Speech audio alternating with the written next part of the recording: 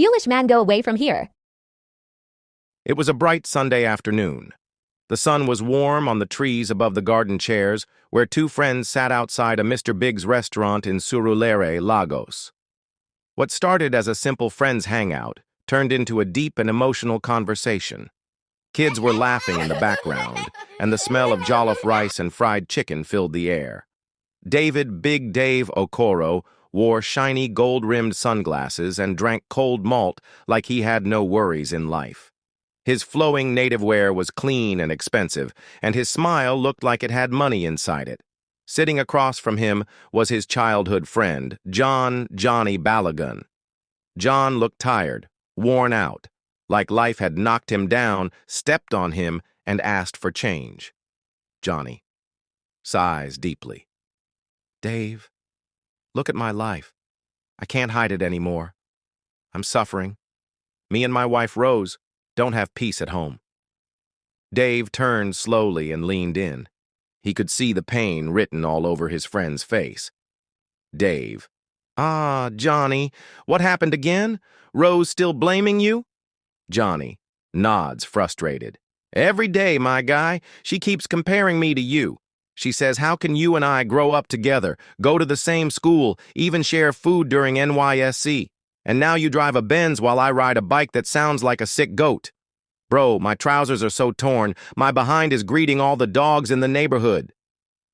Houseflies follow me everywhere like I'm a walking toilet. Dave covered his mouth, trying not to laugh. But the look on Johnny's face brought him back. Johnny, voice rising. And my wife. Rose has turned me into a joke. Last week she served me slippers for dinner and told me to chew it with salt. She poured a bucket of dirty mop water on me just because I came home without onions. She beats me. Yes, real beating. With broom, belt, even a wooden spoon. Last night she locked me out in the rain like I'm some lost cat. Dave leaned closer and dropped his voice. Dave. Bro, let me be honest. This my money? It didn't come from only business. Business alone won't get you there. You need something extra. Something spiritual. Johnny, eyes wide. You mean juju? Dave looked around quickly to make sure nobody was listening. Then he leaned in closer, voice quiet but serious. Dave, I don't call it juju. I call it help. There's a man, Baba on a fade. He lives far off in Badagry. He looks crazy, but that man changed my life. You want money? You have to give something. Johnny gripped his bottle of Fanta tightly like it was his last hope. Johnny. Give what? Blood? My wife? My kids? Dave. Scoffs. No one said anything about killing. But you will lose something. It could be your peace, your sleep, maybe even your love. You'll get money, yeah. But happiness? That's on a different road. Just then, Johnny's phone rang. It was Rose. He looked at the screen, then at Dave. Dave nodded knowingly. Dave. Pick it, but you already know what's coming. Johnny picked up the call, voice low. Hello? Rose, yelling through phone. John, today is Tolu's PTA meeting. Where's the school fees you said you paid last week? You want to disgrace me again in front of the other parents? Johnny didn't say a word. He just dropped the phone onto his lap like it was made of bricks. Tears gathered in his eyes. Johnny. Dave. I'll do it. Take me to that Baba. Dave gave a weak smile, but his eyes didn't smile. His face grew heavy, like he was thinking about something he didn't want to remember. Dave. Before I take you, you have to promise you won't back out. Once you go in, there's no turning back. Johnny, wiping his eyes. If it means my kids can eat and sleep in peace, I'll walk through fire. Just then, a soft voice cut in. Good afternoon, sirs. It was Mary, Dave's wife. She had just arrived with their kids. She looked classy, as always, but her eyes told a different story. She smiled at Johnny, then turned to her husband. Mary, David, we need to talk. It's about what I saw last night, in your room, under the rug. Dave's smile vanished. He stood up fast. Dave, Mary, not now. She stared at him, voice shaking. Mary, I saw black feathers. And that red bowl again. What are you bringing into this house? Tolu has started talking to himself again. Everything went quiet. Johnny turned slowly from Mary to Dave, fear creeping across his face. Johnny, softly. David, what did you really do? They pulled up in front of a strange-looking building. It had a red cloth hanging at the entrance, and two goat skulls on sticks, standing on both sides like bodyguards. They stepped out of the SUV. They walked into the dark shrine. It smelled like smoke, herbs, old wood, and secrets. On the walls were strange symbols. There were jars with feathers, a mirror that blinked by itself, and a goat in the corner chewing what looked like someone's homework. Sitting in the middle of the room on a low stool was Baba Onifade, the witch doctor. He wore a leopard skin cloth, had white paint on his face, and one of his eyes looked like it could read your past, your future, and your text messages. Baba Onifade, deep voice. Ah, my sons. Welcome. This is where answers begin, and peace costs a price. Johnny dropped to his knees right away. Johnny. Good afternoon, sir. Man of power, father of wisdom, boss of the bush. I greet you, sir. Baba laughs. Stand up, my child. I'm not a president. This is not politics. This is real power with real rules. Dave gave a small bow and stood quietly by the wall. Johnny sat down slowly on a mat. His hands were shaking, and his voice was breaking like bad network. Baba. So? What brings you here, son of struggle? Johnny, stammering. Baba, life has finished me. My wife treats me worse than a broken chair. One time she gave me slippers for dinner, told me to chew it with ketchup. She poured mop water on me for forgetting onions. Even flies follow me everywhere like I'm a moving trash can. My daughter once asked, Daddy, why are you crying while eating rice? I told her it's part of the flavor. Baba Onifade, laughing. Ah, I like you. Life is beating you, but you still have jokes. That's talent. Johnny wiped his sweaty forehead. Johnny. Baba, even my underwear has more holes than a football net. My behind says hi to strangers. I'm tired. I need money, peace. Even just peace and plantain. Baba nodded slowly. Baba.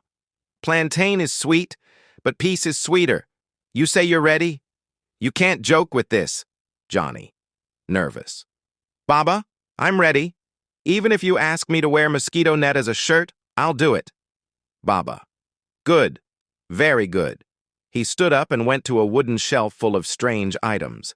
He picked up a small bowl, a dried lizard, and a tiny bell that sounded like a baby crying. He handed the bell to Johnny. Baba. Shake this 3 times. If a goat appears, don't be afraid. That's my cousin. Johnny. Wait. Your cousin is a goat? Baba. Yes. He failed his exams, so he chose a different path. Dave laughed quietly in the corner. Baba. Now for the real test. In that room, points to a curtain, you will sit alone for 5 minutes. No matter what happens, don't talk, don't scream, don't run. If you see feathers fly, ignore it. If you hear your name, ignore it. If you see your wife holding a stick, ignore that too. Johnny, terrified. 5 minutes? Alone? What if NEPA takes light? Dave. Bro, NEPA doesn't control power here. Spirits do. Baba clapped 3 times and the curtain opened by itself. Baba. Go in. Your journey begins now. Johnny stood up slowly like a man walking into a lion's mouth, except this lion charged consultation fees. He looked back one last time. Johnny. Dave, if I don't come out, tell my wife to wash my only white shirt. That's what I want to wear to heaven. Dave just gave a thumbs up, grinning. Johnny stepped through the curtain. It closed behind him. Silence. Watch till the end. And please don't forget to like, share, comment, and subscribe. Inside the dark room, Johnny lasted 5 full minutes. He came out sweating like someone who just wrestled with a ghost and paid rent to a spirit. His eyes were wide, his legs shaky, but he was still standing. Baba Onifade clapped slowly. Baba. You did well. Your spirit is strong. Or maybe your fear is just stronger than the average demon. Either way, I'm impressed. Johnny smiled nervously, like someone who passed an exam by guessing all the answers. Then came the real deal. Baba sat back on his stool, rolled his eyes upward like he was downloading instructions from the spirit world. Baba, for the first batch of money, you must complete 3 sacred tasks. Johnny sat up straight. Baba, 1. In exactly 3 days, you must bring me your wife's underwear, but not just any. It must have blood stains from her monthly period. Johnny, blinking fast. Period blood? From underwear? Baba. Yes, and not washed, oh. It must be fresh like morning bread. Johnny scratched his head. Baba. 2. You must collect 5 strands of hair from your mother's private part. And listen, you must do it while facing the other direction. Johnny, gasping. You mean I should back her and, Baba, this one, a family betrayal. Baba. Then last task, take your last born, place him gently in a canoe, and let it float on the lake for 10 minutes without anyone touching it. Johnny, voice shaking. But what if the canoe sinks? Baba. Then that's the child's destiny. Who are we to argue with destiny? There was silence. Then Johnny stood up slowly and nodded. Johnny. Baba, I accept. If I must enter madness to leave poverty, I will even greet spirits with handshake. Baba smiled. Baba, take this. Hands him an envelope. Your first small blessing. Go prepare. Come back in 3 days. Johnny and Dave drove back to the city, and this time, Johnny didn't hold his breath. He held his dream. He stopped at a boutique and bought a shiny navy blue suit, a beautiful red dress for his wife Small, matching shoes for the kids, fried rice, chicken, drinks, and ice cream, plus 3 perfumes that smelled like new money and forgiveness. When he got home, the compound noticed. Rose, his wife, opened the door like she was seeing the second coming of Jesus. Rose. Honey Pie, my CEO, my destiny helper, you're glowing like God's screenshot. She hugged him so tight, his ribs sent a complaint to heaven. She took his bags, removed his shoes, and even wiped his forehead. They sat in the living room, laughing, drinking malt, and taking small selfies. Johnny smiled, looked at her deeply. Johnny. Baby, I have a surprise. Rose. Oh, what is it, Sugar Plum? Johnny. Tomorrow, you won't wash clothes. I'll be doing laundry. I want to serve you. Just pack all the dirty clothes together, especially your underwear, all of them. Rose gasped. Rose. Johnny, God has touched you. God is moving mountains and washing pants. She jumped with joy, then paused a little, looking shy. Rose. Sweetheart, I'm on my period. My underwear is really messy. I'll wash those myself tomorrow. Johnny smiled sweetly, scratched his head like a man with holy assignment. Johnny. Boo-boo, listen. I don't want to disappoint God. He's blessing us now. I want to prove to him that you are my rib, my blood-stained rib. Let me wash it. Even the one you're wearing. Take it off. I want to soak it in worship. Rose blushed and laughed. Rose. Oh my goodness, you're romantic and righteous. She removed it and gave it to him. Johnny gently packed it, placed it inside a small plastic bag, and hid it inside his travel bag like it was gold. Then he turned around and said, Johnny. Boo-boo, I'm kinda tired. I've already soaked all the clothes, including the special ones. Just leave them. Don't go near. I'll wash them myself tomorrow. Rose.